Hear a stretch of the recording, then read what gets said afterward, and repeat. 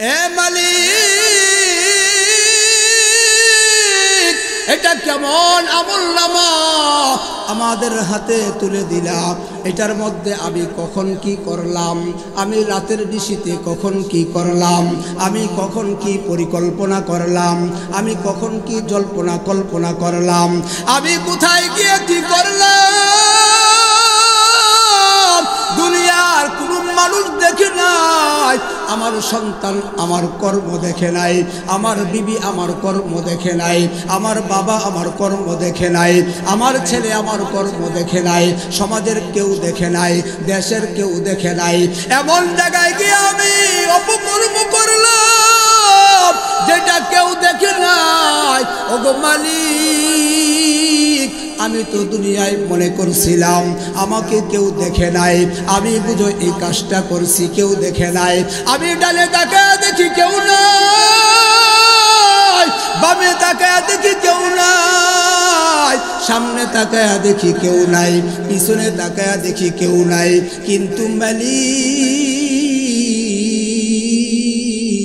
মালি হাদাল কিতাব লা ইউগাদিরু সগীরাতাও ওয়ালা কাবীরাতান ইল্লা আহসাহা। এটার মধ্যে ছোট থেকে ছোট, বড় থেকে বড় কোনো কিছুরই অভাব নাই, কোনো কিছুকে ছাড় দেওয়া হয় না। আমি আপনি যা করলাম, আমি আপনি যা কিছু পরিকল্পনা করলাম, আমি আপনি মনে মনে যা জল্পনা করলাম, এই সব কিছু আপনার আমার আমল নামায় লিপিবদ্ধ হয়ে যায় এবং এই সব কিছুই আপনার আমার সামনে তুলে ধরা হবে। আল্লাহ পাক রব্বুল আলামিন বলেন, ফামান ইয়ামাল মিসকালা যাররাতিন খায়রান ইয়ারাহু ওয়া মান ইয়ামাল মিসকালা যাররাতিন শাররান ইয়ারাহু। দুনিয়ার মধ্যে ছোট থেকে ছোট একেবারে যা কিছু করেন সব কিছু আল্লাহ হাসরের ময়দানে আপনার আমার সামনে তুলে ধরবেন। বড় থেকে বড় যা কিছু করেন, এটা গুনাহ হোক আর নেক আমল হোক, ভালো হোক আর খারাপ হোক, মন্দ হোক আর ভালো হোক, যা কিছু করি আমি আপনি, এই সব কিছু হাসরের ময়দানে আপনার আমার সামনে তুলে ধরা হবে। এ যুবক, খেয়াল করে শোনো, তুমি আমি রাতের বেলা কম্বল মুড়ি দিয়া, নাকে মুখে লেপ দিয়া, তুমি মনে করো আমাকে আর কেউ দেখে না। এইবার আমি সুন্দরভাবে ফেসবুক চালাই, আমি ইউটিউব দেখি, আমি মেসেঞ্জারে কথা বলি, আমি ইমুতে চ্যাট করি, চ্যাট, আমি যা কিছু করি আমার বাবা দেখে না, আমার মা দেখে না, আমার ভাই দেখে না, আমার বোন দেখে না, আমার বিবি দেখে না। কিন্তু একজন মালিক যিনি দেখতেছেন, তিনার নাম কি? জুড়ে চিল্লায়া বলেন, তিনার নাম কি? আল্লাহ। ওই মহান মালিক আল্লাহ দেখতেছেন আপনার আমার কাদের মধ্যে ফেরেশতা, ওই ফেরেশতা দেখতেছে এবং ওই ফেরেশতা এগুলো লিপিবদ্ধ করতেছে। এ যুবক, খেয়াল করিয়া শোনো,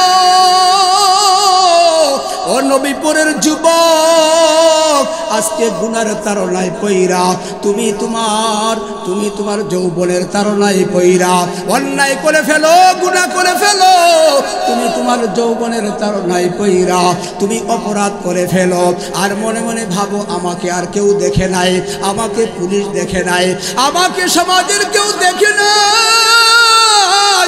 আল্লাহ বলে, বান্দা, তোকে কেউ দেখে নাই, কিন্তু আমি আল্লাহ কিন্তু অবশ্যই দেখছি। হুয়া মাআকুম আইনা মা কুনতুম। বান্দা, তুমি যেখানেই থাকো না কেন, বান্দা তুমি যেখানে যা কিছু করো না কেন, এ নবীর উম্মতের দল, আমি আপনি যেখানে যা কিছু করি, যদিও মনে করি আপনাকে আমাকে কেউ দেখে না, কিন্তু একজন দেখেন, তিনি কে? আল্লাহ। আল্লাহকে মায়া করে ডাক দেন আল্লাহ, আল্লাহকে দিল ভরে ডাক দেন আল্লাহ, আল্লাহকে মন থেকে ডাক দিয়া বলেন আল্লাহ।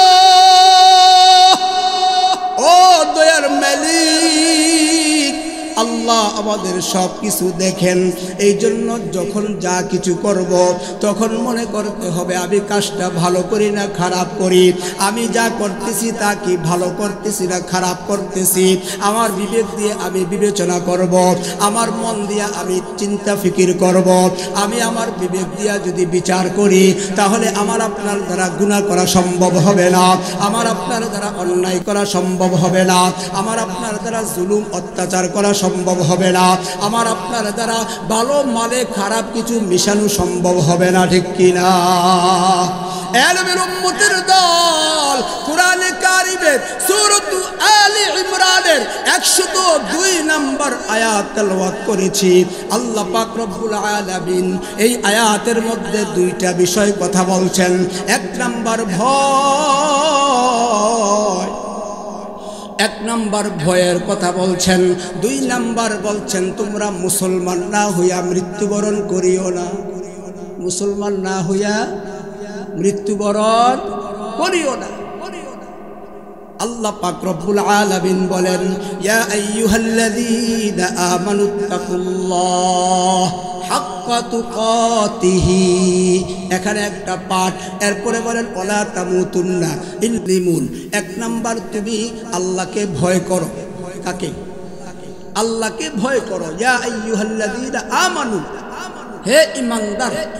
আল্লাহ কাকে বলছেন? তাফসীরুল কুরআন মাহফিল না, এই তাফসীরে ঢুকতেছি। ইয়া আইয়ুহাল্লাযীনা আমানু, আল্লাহ ঈমানদারদেরকে ডাক দিয়ে বলতেছেন হে ঈমানদার। কার? ঈমানদার। ইত্তাকুল্লাহ, আল্লাহকে ভয় করো। কাকে? কাকে ভয় করতে বলছেন? আল্লাহকে ভয় করার কথা বলছেন। কেমন ভয়?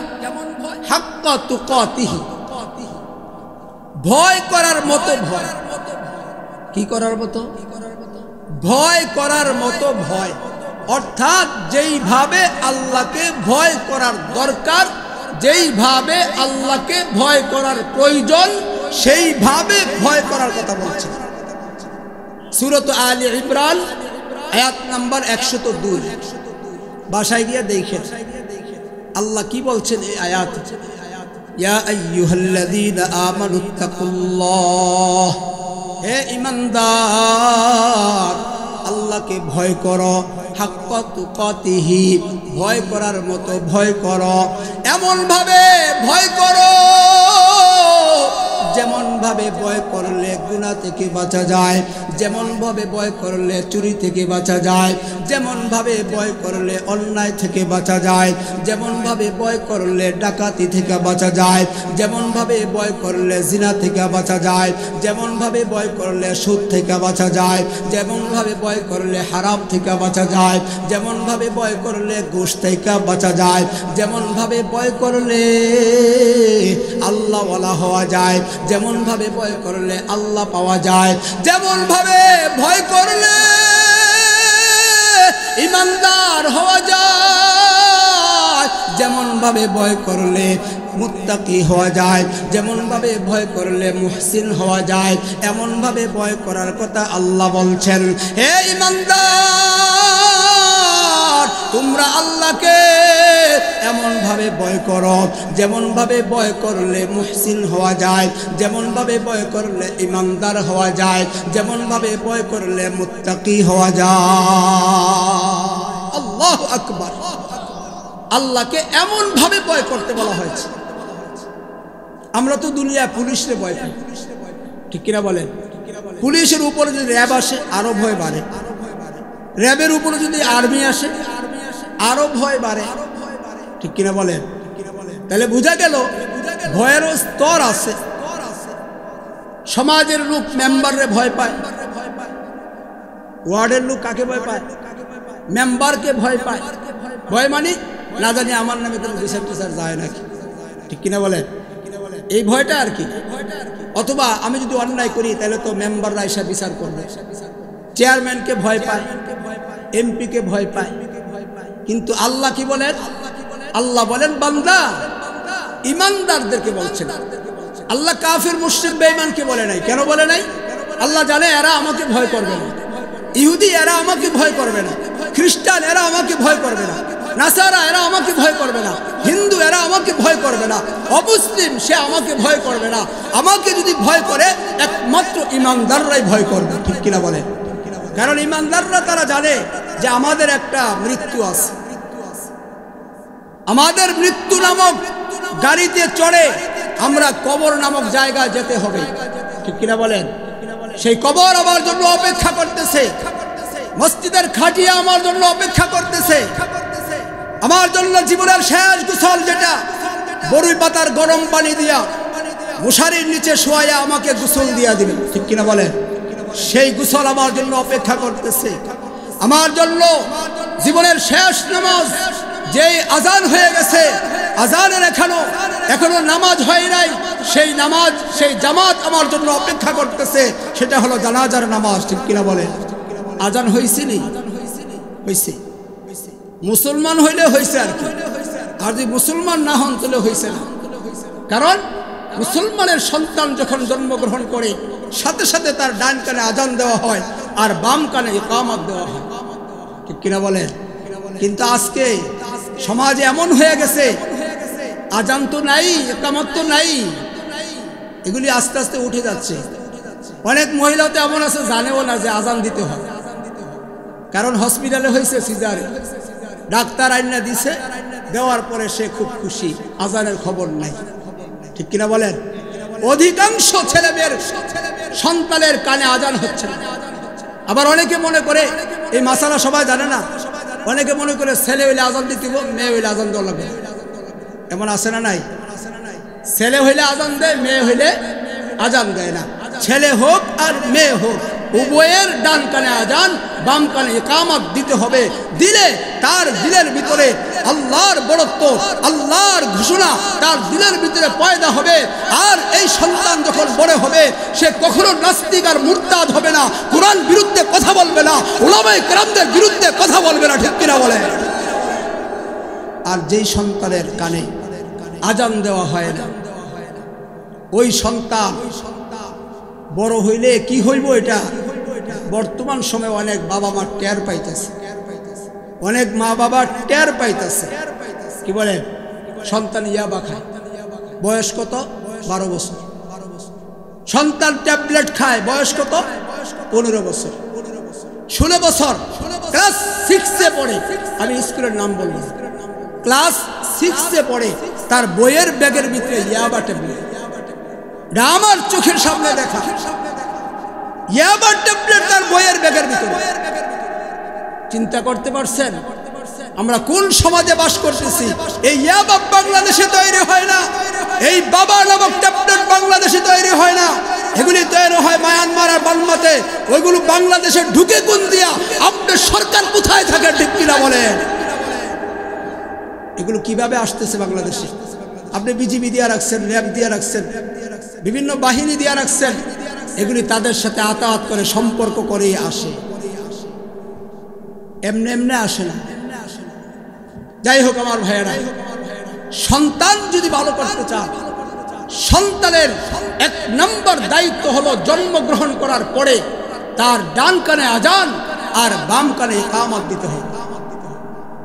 আমার ভাইয়েরা, আল্লাহ পাক রব্বুল আলামিন বলেন, ইয়া আইয়ুহাল্লাযীনা আমানুত্তাকুল্লাহ, ইয়া আইয়ুহাল্লাযীনা আমানুত্তাকুল্লাহ হাক্কা তুকাতিহি ওয়া লা তামুতুন্না ইল্লা ওয়া আনতুম মুসলিমুন।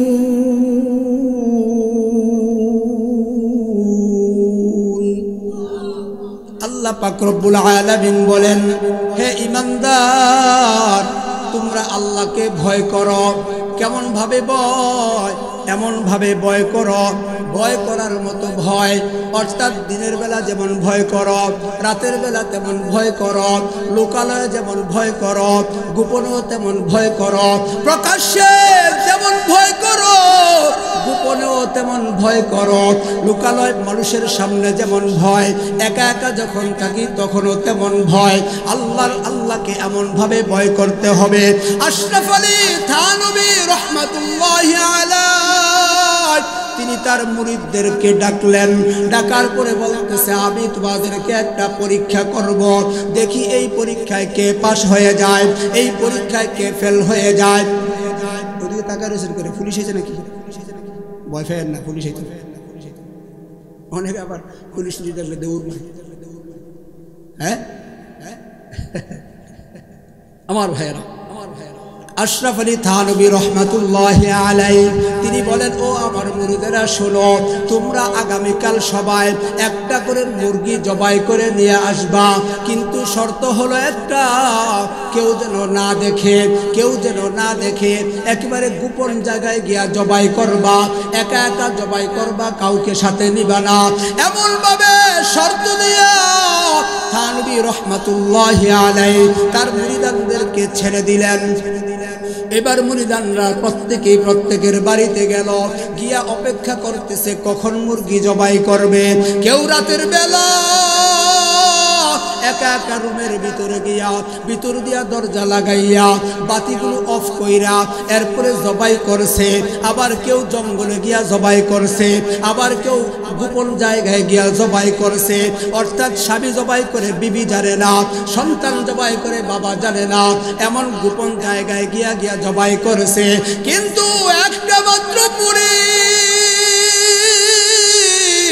একজন মাত্র মুরিদ, সে যখন জবাই করতে যায়, জঙ্গলে যায়, জবাই করতে পারে না, সে নীরব জায়গায় যায়, জবাই করতে পারে না।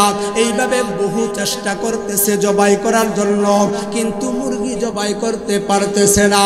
সকালবেলা সব মুরিদ জবাইকৃত মুরগি নিয়ে আসছে পীর সাহেব হুজুরের দরবারে, অর্থাৎ আশরাফ আলী থানভী রহমাতুল্লাহি আলাইহি যিনি হাজার হাজার কিতাব লিখে গেছেন। ভারতবর্ষে তার বাড়ি, ওলামায়ে কেরাম যারা আছেন তিনারা তার নাম জানেন, তিনারা তাদের কিতাব পড়েন। আশরাফ আলী থানভী রহমাতুল্লাহি আলাইহি তিনি মুরিদকে এমন শর্ত দিয়া পাঠাইলেন, সব মুরিদ জবাইকৃত মুরগি নিয়ে হাজির, কিন্তু একজন মুরিদ জীবিত মুরগি নিয়ে হাজির হয়েছে, জীবিত মুরগি নিয়ে আসছে। এবার থানভী রহমাতুল্লাহি আলাইহি সবার দিকে তাকাইলেন, সবার হাতের দিকে তাকাইলেন, দেখেন সবাই জবাইকৃত মুরগি নিয়ে আসছে, কিন্তু একটা মাত্র মুরিদ সে তার জবাইকৃত মুরগি নিয়ে আসতে পারে নাই, সে জীবিত মুরগি নিয়ে দরবারে হাজির হলো। এবার থানভী রহমাতুল্লাহি আলাইহি ওই মুরিদকে ডাকলো, কাছে ডেকে বলতেছে, মুরিদ আমার, সবাই দেখো জবাইকৃত মুরগি নিয়ে আসছে, কিন্তু তোমার হাতে দেখা যায় জীবিত মুরগি, তুমি জীবিত মুরগি কেন নিয়ে আসলা? সবাই জবাই করে আনছে, তুমিও জবাই করে আনতা। এবার মুরিদ ডাক দিয়ে বলে, হুজুর আপনি শর্ত দিয়েছিলেন মুরগি জবাই করার সময় যেন কেউ না দেখে, এই শর্তটা লাগানোর কারণে আমি জবাই করতে পারি নাই। আমি ঘরের মধ্যে জবাই করার জন্য চেষ্টা করলাম, দেখি আমার মালিক আমার আল্লাহ আমার দিকে তাকায় রইছে। এরপরে আমি বাহিরে চলে গেলাম, ওখানেও জবাই করতে পারি না, আল্লাহ তাকায় থাকেন। আমি জঙ্গলে চলে গেলাম, জঙ্গলও জবাই করতে পারি না, আল্লাহ তাকায় থাকেন। অবশেষে আমি আর কোথাও গিয়া জবাই করতে পারি নাই, এই জন্য আমি জীবিত মুরগি নিয়ে আসলাম। থানভী রহমাতুল্লাহি আলাইহি ডাক দিয়া বলে, মুরিদ আমি তোমাকে তালাশ করেছিলাম, আমি তোমাকে তালাশ করেছিলাম, আর তোমাকে ধরার জন্যই আমি এই কৌশল করেছিলাম।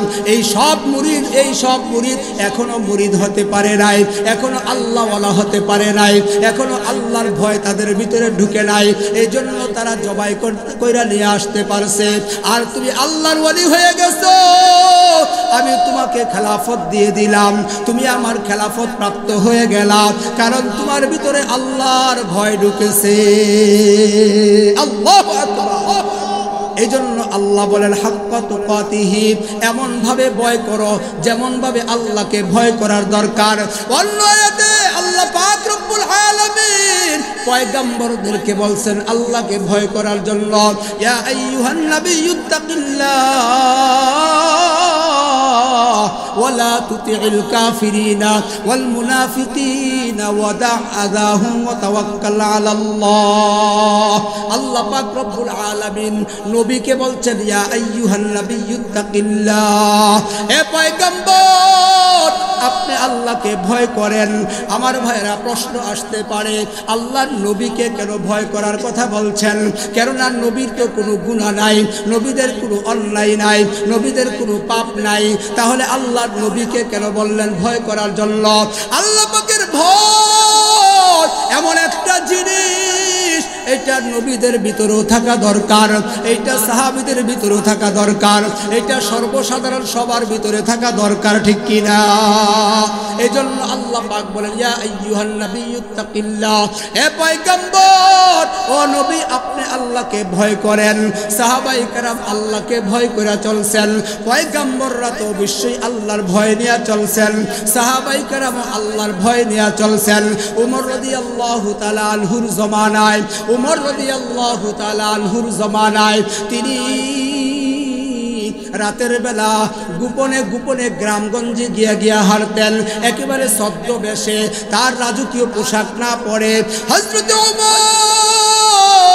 উমর রাদিয়াল্লাহু তাআলা আনহু, যিনি অর্ধ পৃথিবীর শাসক ছিলেন, যিনি অর্ধ পৃথিবীর শাসক ছিলেন, ঠিক কিনা বলেন?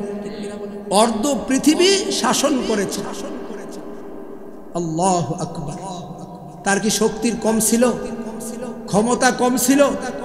জোর কম ছিল? জনবল কম ছিল? কিন্তু সে ওমর আল্লাহর ভয়ে কান্না করতে করতে, চোখ বেয়ে বেয়ে পানি পড়তে পড়তে এই গাল দিয়ে পানি পড়ার দাগ হয়ে গিয়েছে। এমন ভাবে ভয় করছেন আল্লাহ, এমন ভাবে কান্না করতেন। রাতের বেলা যখন ঘুমাইতেন বালিশ ভিজে যেত চোখের পানি। কি ভয়? যে আমি উমর আল্লাহর কাছে কি জবাব দেব? আল্লাহর কাঠগড়ায় দাঁড়ায় আমি উমর কি জবাব দেব? আমার কোন প্রজা জানি না খেয়ে থাকে, আমার জনগণ যেন কে কোন কষ্টে আছে, কার হক জানি আমি আদায় করতে পারতেছি না, কার হক জানি আমি আদায় করতে পারতেছি না। এই টেনশনে, এই চিন্তায় উমর কান্না করে করে বিভোর হয়ে যেত। আল্লাহু আকবার। এ নবীর উম্মতের দল, উমর রাদিয়াল্লাহু তাআলা আনহু রাতের বেলা গ্রামের পথ দিয়া হাঁটতেন, গ্রামগঞ্জে গিয়া দেখতেন কার কি সুবিধা, কার কি অসুবিধা, কে খাইছে কে খায় নাই, কে ঘুমাইছে কে ঘুমায় নাই, কার কি অবস্থা হাইটা হাইটা দেখতেন। একদিন হঠাৎ করে হাঁটতে হাঁটতে এক মরুভূমিতে চলে গেলেন। ওখানে গিয়া দেখেন একজন রাখাল, ওখানে গিয়া দেখে একজন রাখাল ছাগল চড়াইতেছে। ওই রাখালের কাছে গিয়া উমর রাদিয়াল্লাহু তাআলা আনহু একেবারে কাছে গিয়া বসলেন। বসার পরে উমর রাদিয়াল্লাহু তাআলা আনহু তিনি একটু চিন্তা করলেন, রাখালকে একটু পরীক্ষা করি, রাখালের অবস্থাকে একটু দেখি।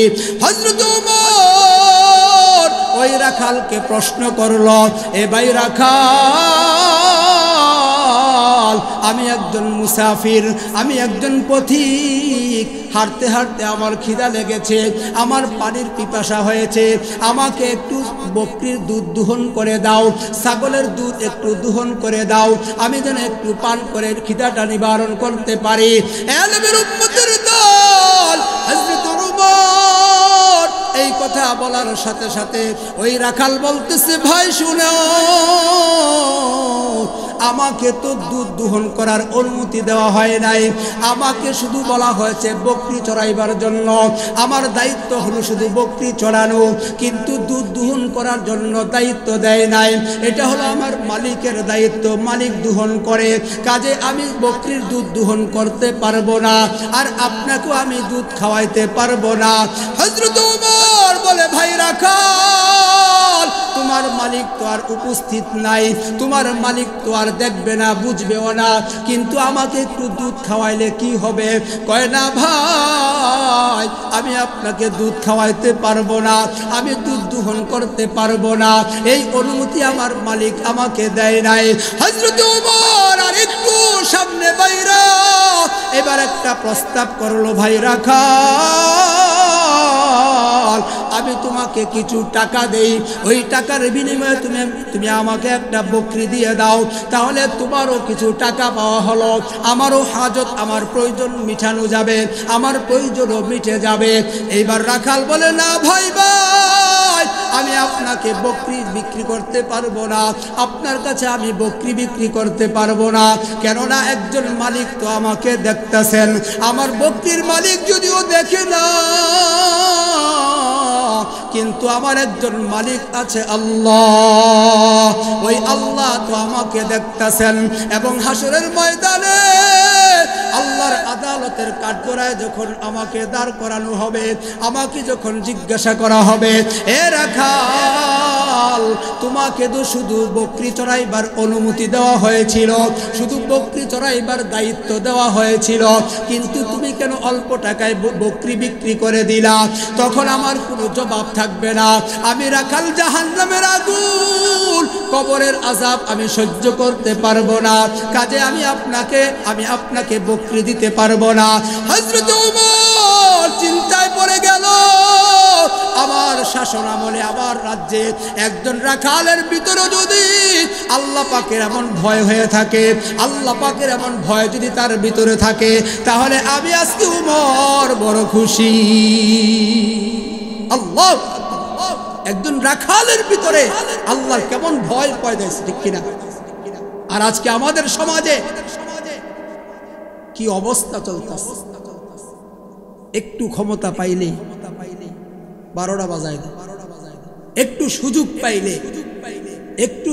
পাইলে একদম পুরাটা খেয়াল, ঠিক কিনা বলেন?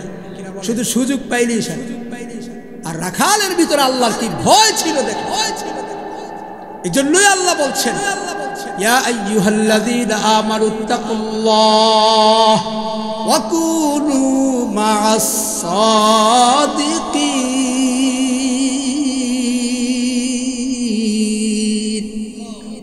আল্লাহ পাক রব্বুল আলামিন বলেন, হে ঈমানদার, তোমরা আল্লাহকে ভয় করো, আল্লাহকে ভয় করো, ওয়াকুনু মা'আস সাদিকিন, এবং সাদিকিনদের অন্তর্ভুক্ত হয়ে যাও।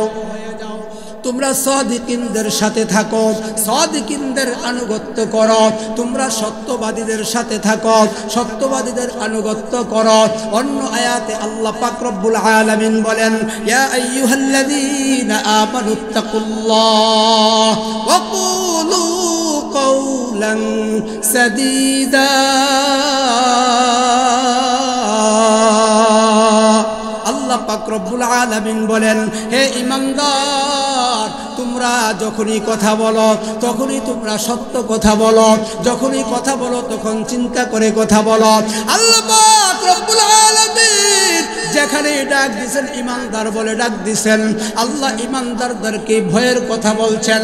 যদি কোনো বান্দা পরিপূর্ণভাবে আল্লাহকে ভয় করে চলে, পরিপূর্ণভাবে আল্লাহকে যদি ভয় করে চলে, ওই বান্দা 4টা পুরস্কার আল্লাহর পক্ষ থেকে পাবে। 1 নাম্বার পুরস্কার, ওমাইয়াত্তাকিল্লাহা ইউকাফির আনহু সাইয়্যাতিহি ওয়া ইউযিম লাহু আজরা। 1 নাম্বার পুরস্কার, বান্দা তুমি যখন আল্লাহকে ভয় করে চলবা, আল্লাহর ভয় যখন তোমার ভিতরে চলবে, আল্লাহর ভয় যখন তোমার ভিতরে থাকবে, তখন আল্লাহ তোমার জীবনের সব গুনাহ ক্ষমা করে দিবে। আল্লাহু আকবার। 2 নাম্বার, ওয়ায়ুযিম লাহু আজরা, তোমাকে আল্লাহ মহা পুরস্কারে পুরস্কৃত করবে, তোমাকে আল্লাহ মহা পুরস্কার দিবে, তোমার সব আজর, সব প্রতিদান বাড়ায়া দিবে। 3 নাম্বার, ওমাইয়াত্তাকিল্লাহা ইয়াজআল লাহু মাখরাজা, আল্লাহ বলেন বান্দা তোমাকে মুক্তির পথ দেখানো হবে। এলমের উম্মতের দল, এ যুবক, ও মুসলমানি বান্দা, আল্লাহর গোলাম, আমরা দুনিয়াতে মুক্তির পথ তালাশ করি, আমরা দুনিয়াতে মুক্তির পথ চাই, কিন্তু আল্লাহ বলে বান্দা শোনো, আমার ভয় যদি তোমার ভিতরে না থাকে, কোনোদিন তুমি মুক্তির পথ পাইবা না। মুক্তির পথ কখনো তুমি পাইবা না। মুক্তির পথ পাইতে হলে 1 নাম্বার আল্লাহর ভয় লাগবে। আল্লাহর ভয় দিলের ভিতরে ঢুকাইতে হবে, আল্লাহর ভয় দিলের ভিতরে জায়গা দিতে হবে। সাহাবায়ে কেরাম পয়গম্বরকে প্রশ্ন করেছিল, ইয়া রাসূলুল্লাহ, ভয় কি জিনিস, ভয় কোথায় থাকে? পয়গম্বর বলেন, ইত্তাকুল্লাহ, আল্লাহর ভয় হা হুনা তোমার দিলের ভিতরে থাকে। ভয়ের জায়গা হলো দিলের ভিতরে, ভয়ের জায়গা হলো কলবের ভিতরে। কাজেই এখান থেকে আল্লাহকে ভয় করতে হবে। এলবের উম্মতের দল 3 নম্বর পুরস্কার আল্লাহ বলেন, ওমাইয়াত্তাকিল্লাহ ইয়াজআল লাহু মাখরাজা। তোমার ভিতরে যদি আল্লাহর ভয় ঢুকাইতে পারো, আল্লাহর ভয় নিয়ে যদি তুমি চলতে পারো, সর্বক্ষেত্রে আল্লাহর ভয় থাকতে হবে। সংসদ ভবনে ঢুকে আল্লাহর ভয় করতে হবে।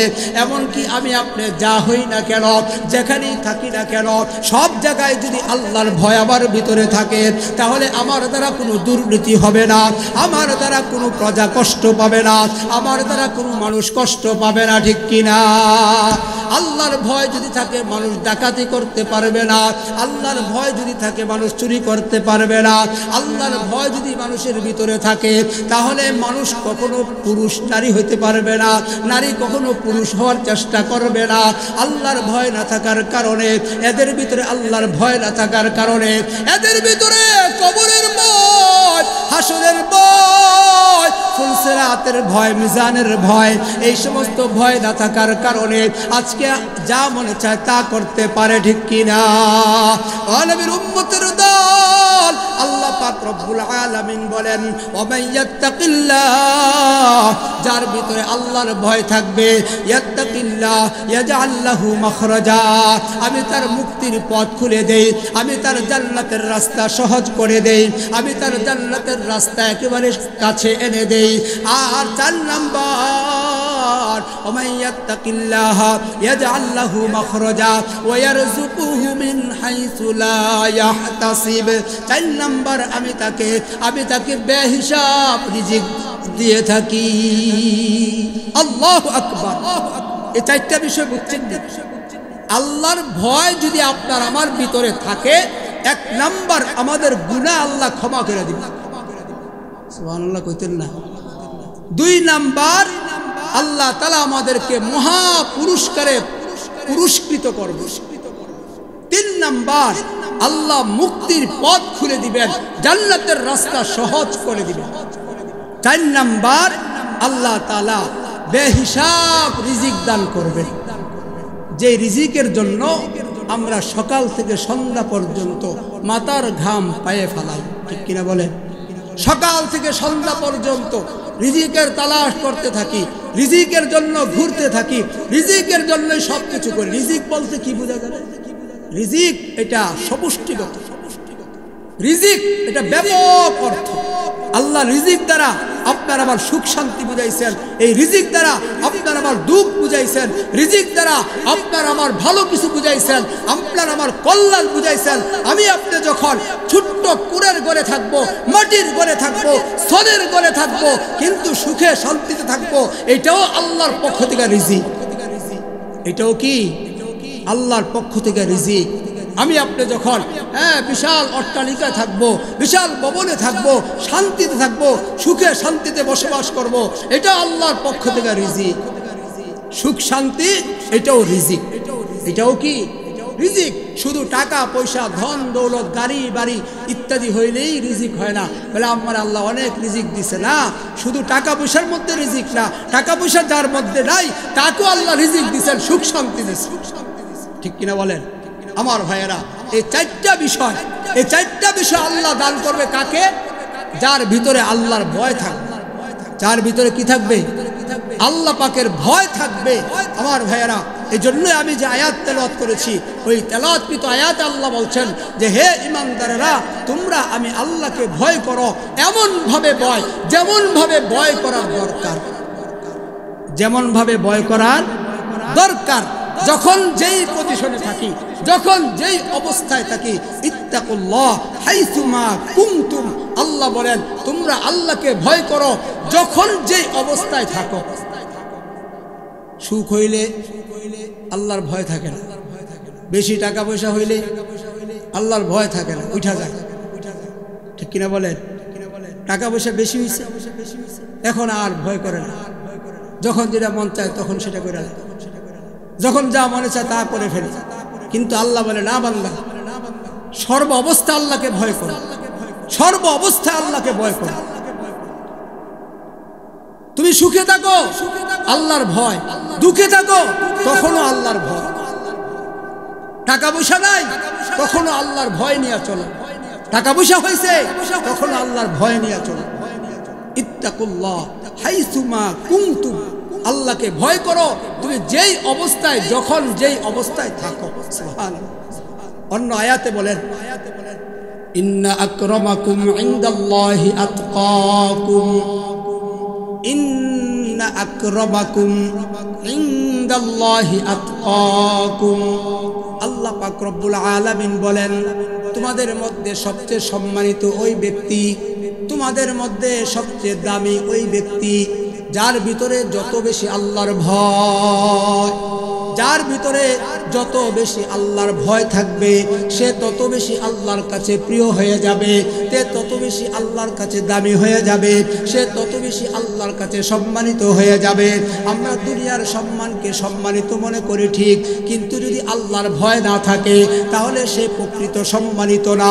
তার ভিতরে যদি আল্লাহর ভয় না থাকে সে প্রকৃত সম্মানিত হতে পারে না।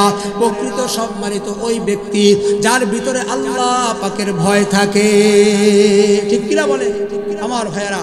আল্লাহর ভয় নিয়ে চলতে হবে। আমার তেলাওয়াতকৃত আয়াতে হওয়া যায় না। প্রকৃত মুসলমান সে যার ভিতরে আল্লাহর ভয় থাকবে। প্রকৃত মুসলমান সে যার ভিতরে কোরআন থাকবে, যার ভিতরে হাদিস থাকবে, যার ভিতরে রসুলের প্রেম থাকবে, যার ভিতরে রসুলের ভালোবাসা থাকবে, সেই হলো প্রকৃত মুসলমান। ঠিক কিনা বলে? প্রকৃত মুসলমান নামাজ পড়ে না, সে মুসলমান? মুসলমান। কারণ হাদিসে আছে একজন মুসলমান আর কাফের এই উভয়ের মধ্যে পার্থক্য হলো নামাজ। উভয়ের মধ্যে পার্থক্য কি? নামাজ। যদি সে নামাজ পড়ে বুঝতে হবে সে মুসলমান, আর যদি নামাজ না পড়ে তাহলে বুঝতে হবে তার ভিতরে মুসলমানিত্ব নেই। রমজান মাস আসতেছে, রোজা রাখবে কিন্তু সে পর্দা করে খায়। ঠিক কিনা বলেন? এই এলাকায় পর্দা লাগায়নি, পুরুষরা পর্দা করেনি। রমজান এলে পুরুষরা পর্দা করে, সারা বছর মহিলা পর্দা করে, কারণ রমজান এলে পুরুষরাও পর্দা করে। ঠিক কিনা বলে? আর এই খানার সময় আর কি পর্দার ভিতরে গিয়া খায়, তাহলে সে কি মুসলমান? জোরে বলেন, সে কি মুসলমান? মুসলমানের ঘরে জন্ম হয়েছে ঠিক, কিন্তু মুসলমানিত্ব তার ভিতরে নাই। এজন্য আল্লাহ বলছেন, ওয়ালা তামুতুন্না ইল্লা ওয়া আনতুম মুসলিমুন, তোমরা মুসলমান না হইয়া মৃত্যুবরণ করিও না। কেননা মুসলমান কখনো মিথ্যা কথা বলতে পারে না, মুসলমান কখনো জুলুম করতে পারে না, মুসলমান কখনো অত্যাচার করতে পারে না, মুসলমান কখনো বিড়ি খাইতে পারে না, মুসলমান কখনো হারাম খাইতে পারে না, মুসলমান কখনো জুলুম অত্যাচার ব্যভিচার করতে পারে না, মুসলমান কখনো সুদ খাইতে পারে না, ঘুষ খাইতে পারে না। ঠিক কিনা বলে? যারা খায় বোঝা গেল মুসলমানের মধ্যে কি আছে? গন্ডগোল আছে, বেজাল আছে, বেজাল। আমরা মুখে মুখে মুসলমান, প্রকৃতভাবে মুসলমান না। আল্লাহ প্রকৃত মুসলমানের কথা বলছেন। আমার ভাইয়েরা, মৃত্যুর ভয় আমাদের ভিতরে থাকতে হবে। আমরা যে কবরে যাব এই কথাই আমাদের স্মরণ নেই। হযরত উসমান রাদিয়াল্লাহু তাআলা আনহু তিনি কবরের পাশ দিয়া গেলে দাঁড়ায় দাঁড়ায় হাউমাউ করে কান্না করতেন, খুব কান্না করতেন। সাথী সঙ্গীরা জিজ্ঞাসা, কি ব্যাপার উসমান, আপনি কবরের পাশে আসলে এভাবে কান্না করেন, ব্যাপারটা কি? যে উসমানের ব্যাপারে, যে আলীর ব্যাপারে, যে উমরের ব্যাপারে, যে আবু বকরের ব্যাপারে আল্লাহ পাক জান্নাতের সার্টিফিকেট দিয়েছেন। সুবহানাল্লাহ। दुनिया की सदाकत में तेरा नाम रहेगा, दुनिया की सदाकत में तेरा नाम रहेगा, सिद्दीक तेरा नाम से इस्लाम रहेगा, दुनिया की अदालत में तेरा नाम रहेगा, फारूक तेरा नाम से इस्लाम रहेगा, दुनिया की सखावत में तेरा नाम रहेगा, उस्मान तेरा नाम से इस्लाम रहेगा, दुनिया की शुजाअत में तेरा नाम रहेगा, अली तेरा नाम से इस्लाम रहेगा, दुनिया की शुहादा में तेरा नाम रहेगा, सुमैया तेरा नाम से इस्लाम रहेगा, दुनिया की मुफस्सिर में तेरा नाम रहेगा, इब्न अब्बास तेरा नाम से इस्लाम रहेगा, दुनिया की फुकाहा में तेरा नाम रहेगा, मसऊद तेरा नाम से इस्लाम रहेगा, मसऊद तेरा नाम से इस्लाम रहेगा। अल्लाहु अकबर। आशरे मुबश्शरा 10 জন সাহাবী যাদের জান্নাতের সার্টিফিকেট আল্লাহ দুনিয়ায় দিয়েছেন, তারা কবরের ভয়ে কান্না করতে করতে বেহুশ হয়ে যায়। আর আমরা কবরের পাশ দিয়ে বিড়ি টানতে টানতে যাই, কবর রূপে বিড়িটা ফালাইটা দিয়া আছে না নাই? বহুত আছে। বিড়িটা টাইম না কবরটা রূপে ফালাই। আহারে মুসলমান, আমরা কেমন মুসলমান? কি কথাগুলা বাস্তব কিনা দেখেন। কবরের সামনে দিয়া যায়, ঘুষ মাইরা যাইতেছে। কবরের সামনে দিয়া যাচ্ছে আর গীবত করতেছে, শাকায়াত করতেছে। কবরের সামনে দিয়া যাচ্ছে, মোবাইলে নাটক দেখে দেখে যাইতেছে। এখন কবরে গিয়া সেলফি নেয়, ঠিক কিনা বলেন? এই যুবক কথা বলো, কবরে গিয়া বাপের লাশ কবরে রাখবো, কবরে গিয়া সেলফি তুলো। এমন আছে না নাই? আছে। আহারে মুসলমান, কবরের ভয় নাই। কবরে গিয়া যে কিভাবে থাকবো, কবরের সুয়াল জবাব, প্রশ্নের জবাব কিভাবে দিব, এই ভয় আমাদের ভিতরে নাই। এজন্য কবরে গিয়া সেলফি তুলতে পারে, ঠিক কিনা বলেন? আম্মাজান খাদিজাতুল কুবরা রাদিয়াল্লাহু তাআলা আনহা, পয়গম্বরের প্রথম স্ত্রী খাদিজা, খাদিজাতুল কুবরা রাদিয়াল্লাহু তাআলা আনহা একদিন রাতের বেলা ঘুমায়া ঘুমায়া, অর্থাৎ শুয়া শুয়া পয়গম্বরের সাথে কথা বলতেছেন।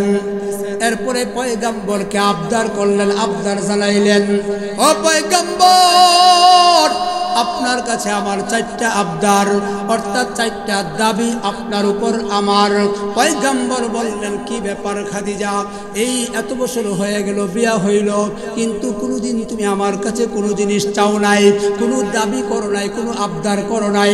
আজকে এমন কি আবদার তুমি আমার কাছে করবা?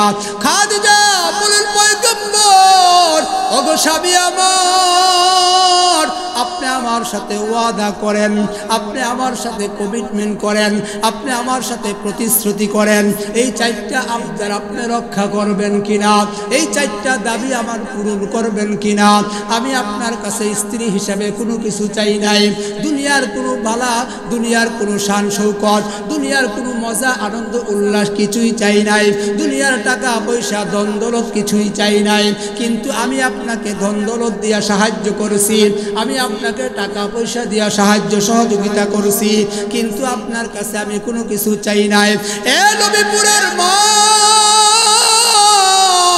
ভালো করে খেয়াল করিয়া শুনো, আপনি একজন মহিলা, আর হযরত আম্মাজান খাদিজা তিনিও মহিলা, আপনিও মহিলা। আসিয়া হারুন, আসিয়াও একজন মহিলা ছিল, যে ফেরাউনের স্ত্রী ছিল। আপনিও মহিলা, ইব্রাহিমের স্ত্রী হাজরা তিনিও মহিলা, আপনিও মহিলা। কিন্তু আম্মাজান ফাতিমা তিনিও মহিলা, আপনিও মহিলা। আয়েশা সিদ্দিকা রাদিয়াল্লাহু তাআলা আনহা তিনারাও ছিলেন মহিলা, কিন্তু রাত আর দিন ব্যবধান, ঠিক কিনা? এ নবীর উম্মতের দল, খাদিজাতুল কুবরা নবীর কাছে 4টা আবদার করলো, 4টা দাবি জানালো। আমি আপনার কাছে 4টা আবদার করলাম, 4টা আবদার আপনি রক্ষা করবেন কিনা? পয়গম্বর বলে, খাদিজা কি বলো? আমি তোমার দাবি অবশ্যই পূরণ করব। তুমি বলো সে 4টা দাবি কি? 1 নাম্বার দাবি, যদি আমি মৃত্যুবরণ করি তাহলে আপনি আমাকে নিজ হাতে গোসল করাইবেন। আল্লাহু আকবার। বলেন, স্বামী স্ত্রীকে গোসল দিতে পারবে, এটা জায়েজ? স্ত্রী স্বামীকে গোসল দিতে পারবে, এটা জায়েজ? ও নবীর উম্মতের দল, 1 নাম্বার আপনি আমাকে গোসল করাইবেন। 2 নাম্বার বাজারের কোনো কাপড় আনবেন না, বাজারের কোনো কাপড় দিয়া আমাকে দাফন করবেন না। আপনার পরনের জুব্বা মোবারক দিয়া আপনি আমাকে দাফন করাবেন, আমাকে কাফন করাবেন, কাফন পরাবেন। দুনিয়ার কোনো কাপড় দিয়া দুনিয়ার কোনো বাজারের কাপড় দিয়া আপনি আমাকে কাফন পরাইবেন না। আপনার পরিহিত জামা দিয়া, অর্থাৎ আপনি যেই জুব্বা পরিধান করেন ওই জুব্বা দিয়া আমাকে কাফন পরাবেন।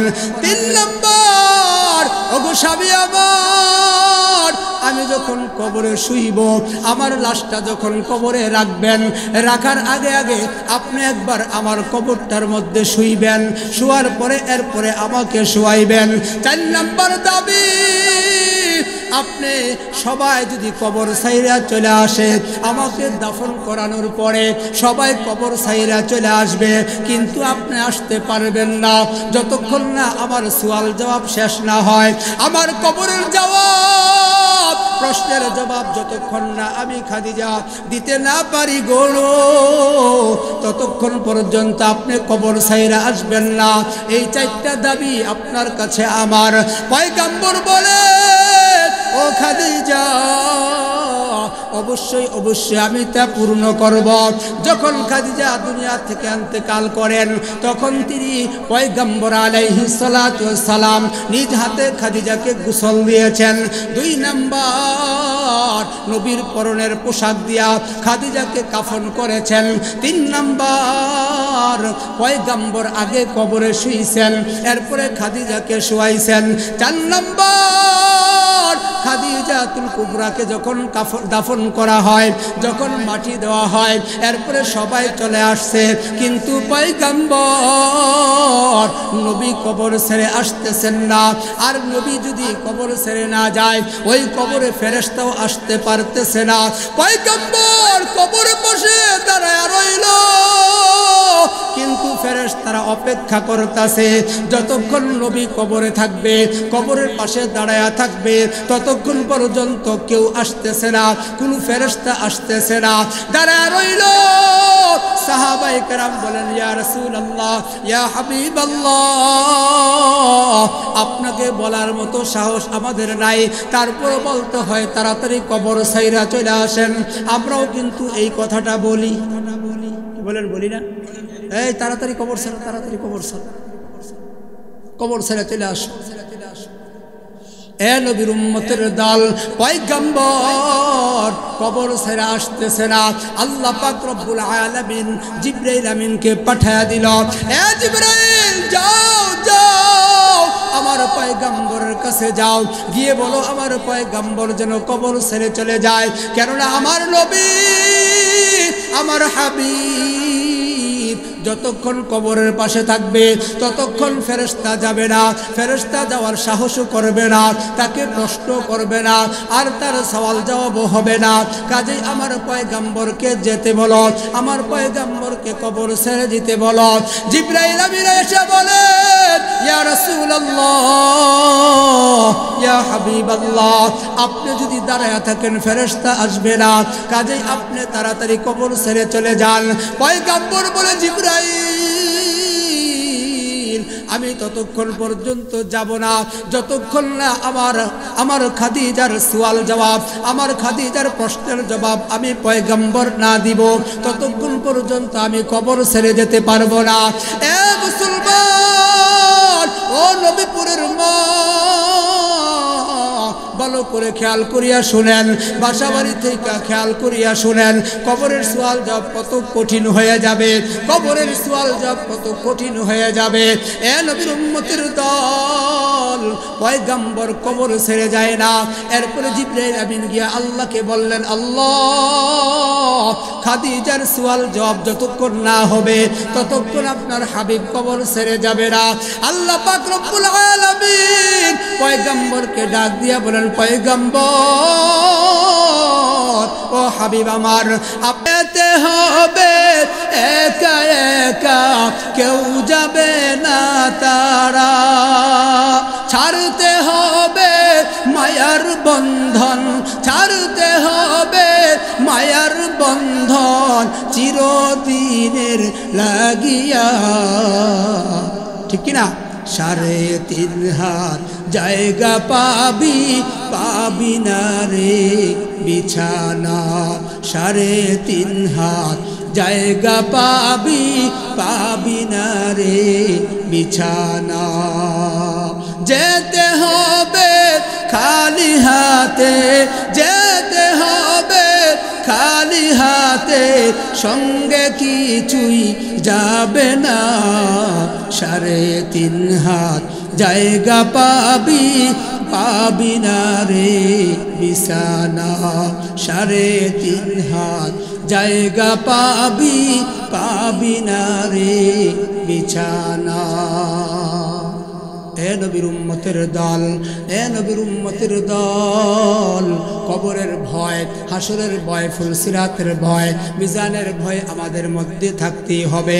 আম্মা জান খাদিজাতুল কুবরা রাদিয়াল্লাহু তাআলা আনহা 3টা শর্ত কেন দিলেন, 3টা দাবি কেন করলো?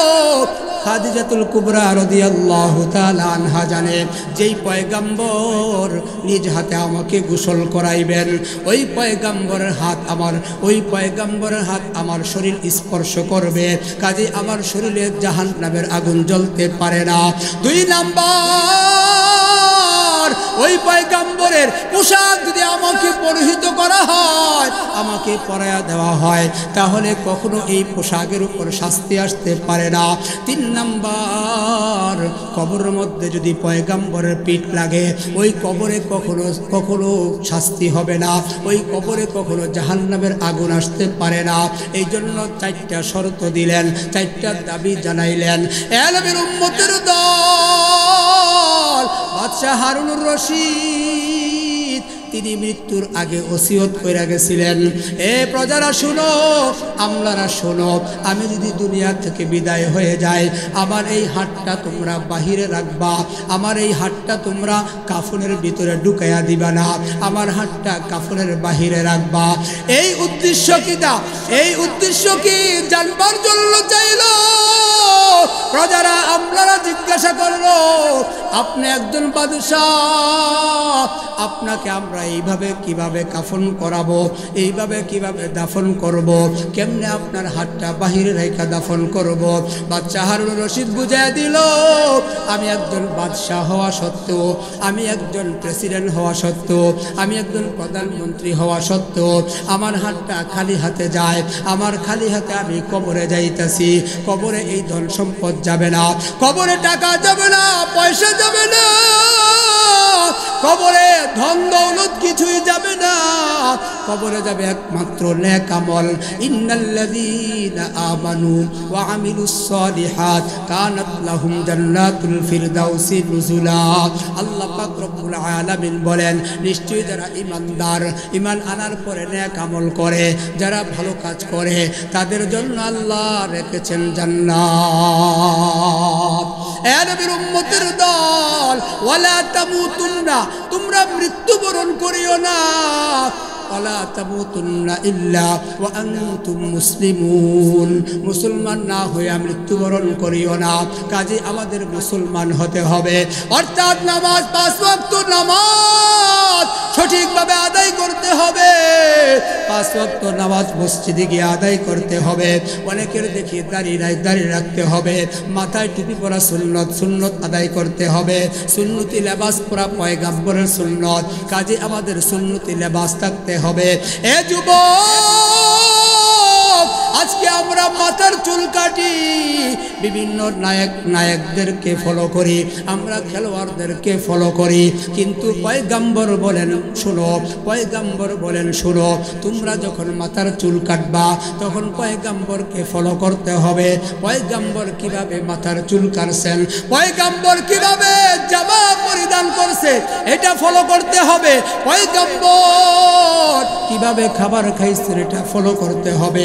পয়গম্বর কিভাবে ঘুমাইছেন, এটা ফলো করতে হবে, পয়গম্বর কিভাবে সমাজ পরিচালনা করছেন এটা ফলো করতে হবে, পয়গম্বর কিভাবে রাষ্ট্র পরিচালনা করছেন এটা ফলো করতে হবে।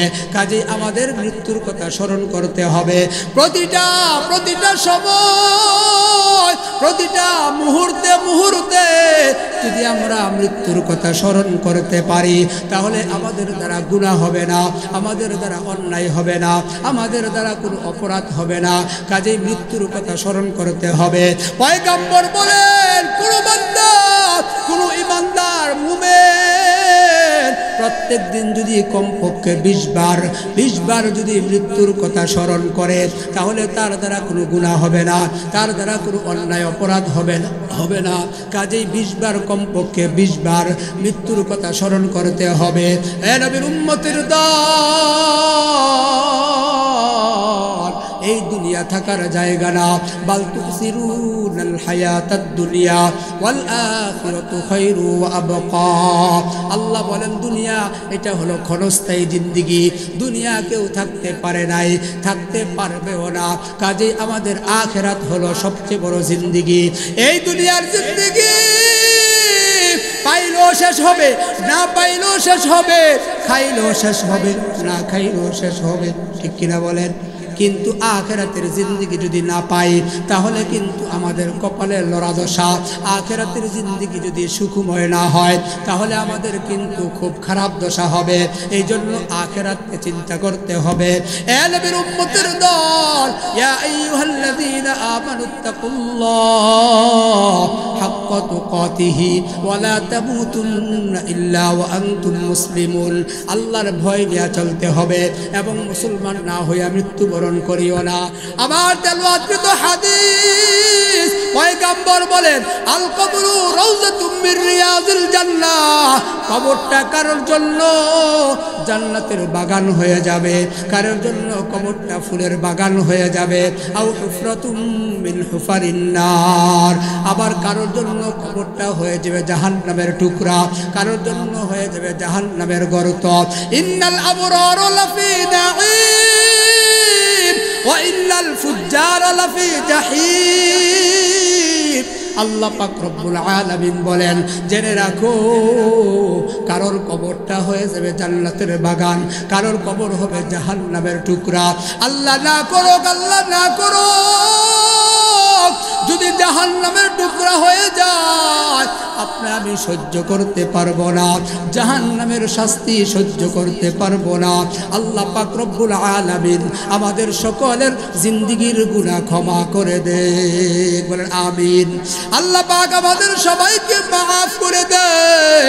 এ যুবক প্রতিশ্রুতি করি, এ যুবক আজকে মাহফিল থেকে প্রতিশ্রুতি করি, আজকের মাহফিল থেকে ওয়াদা করি, আমার জীবনে আর গুনাহ করব না, আমার জীবনে আর নামাজ ছাড়ব না, আমার জীবনে আর সুন্নত ছাড়ব না, ইচ্ছাকৃতভাবে কোনো সুন্নতকে আমরা ছাড়ব না।